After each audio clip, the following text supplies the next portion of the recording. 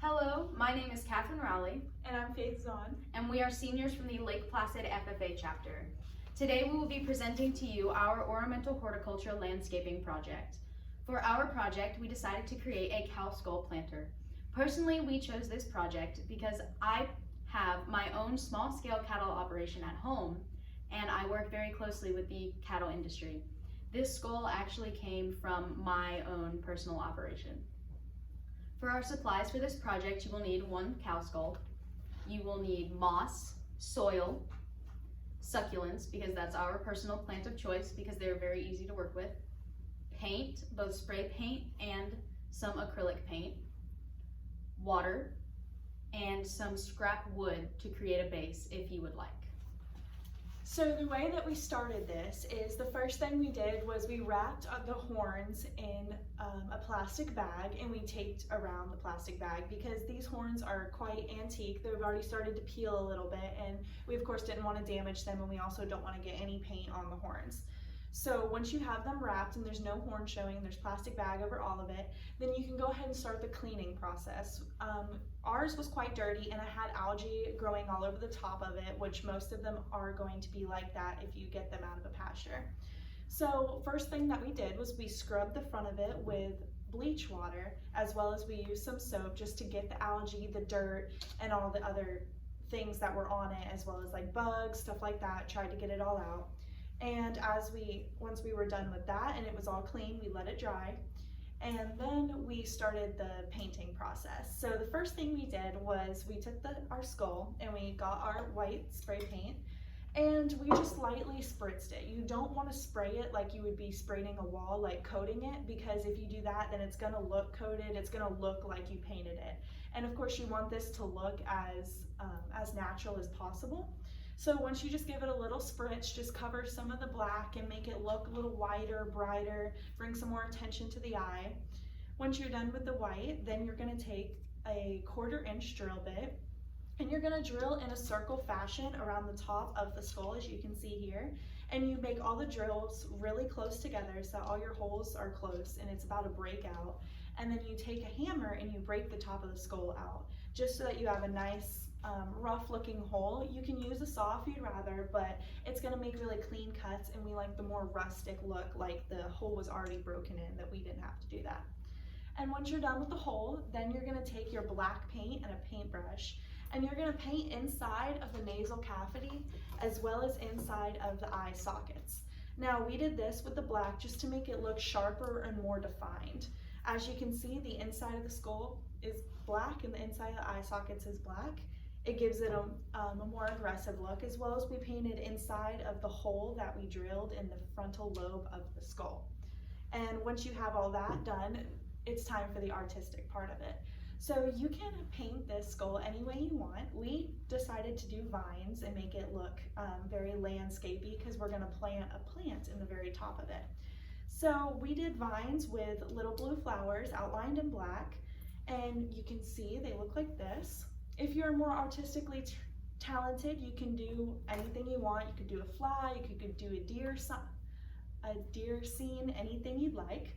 And once you're done with the painting, then you can go ahead and unwrap the horns off of the plastic bag and go ahead and throw those plastic bags away and get that out of your way.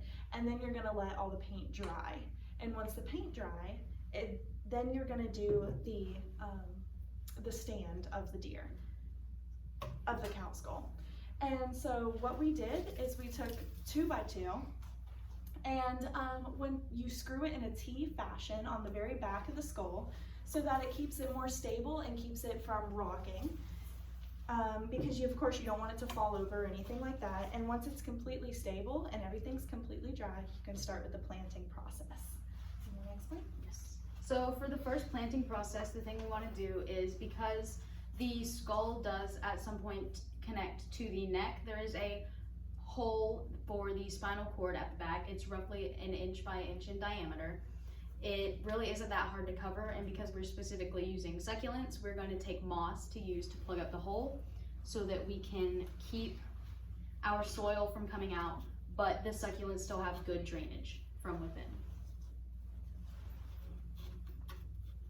The next thing you're going to do is you're going to take some soil. This is specifically succulent soil from a previous project that we have left over.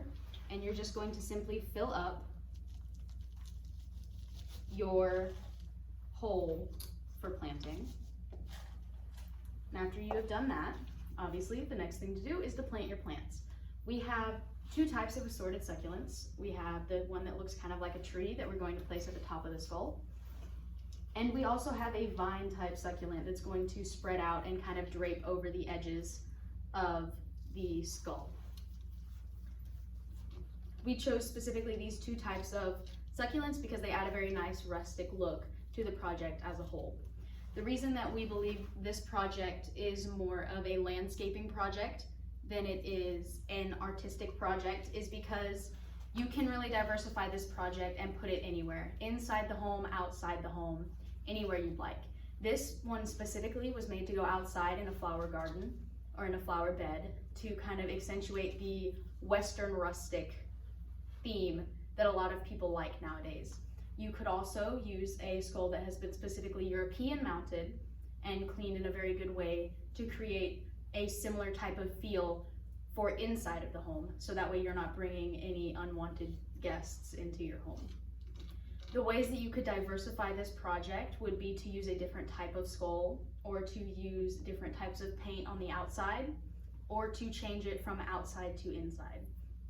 Our costs for this project were relatively low, simply because we decided to upcycle a lot of our materials and take them from the earth and turn it into the beautiful piece that you have in front of you. Specifically, we chose the cow skull because the cows do have a tight connection with Florida heritage and Florida history, because not only are they a symbol of how far Florida has come within our agriculture, but they are also a great asset to Florida's economy, and they help to push the agriculture industry forward. But in total, our cost for this project would have been about $5, because our materials like the moss and the soil and the wood were upcycled from previous projects, or they came directly from the earth. And then our plants were donated to us, and our paints we purchased ourselves. And as you can see, this is a wonderful weekend project for a family, for friends, or for anyone by themselves. This is what the final product looks like with the plant in the top of the skull, as well as the way we painted it.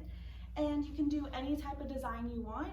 All you really need is the few supplies, the soil, the cow skull, the water, and a plant, and you can make a beautiful project like this for your front yard or for inside of your home. So that is why, and for the succulents, all you need to do is spray them with water once every few weeks, or you can just pour a lot of water in there once a month. Either way, it will keep them alive and thriving. Thank you. Thank you.